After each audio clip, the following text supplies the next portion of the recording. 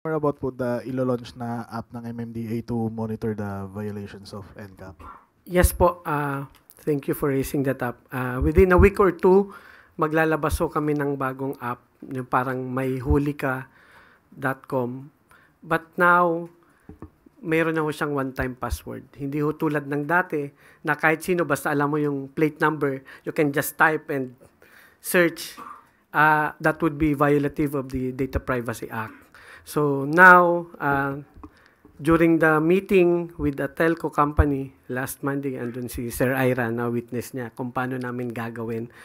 We'll ensure the public na ang pwede lang hong search or mag-inquire is the registered owner of the vehicle and may one-time password siya para hindi naman po ma-abuse at hindi natin ma-violate ang data privacy law.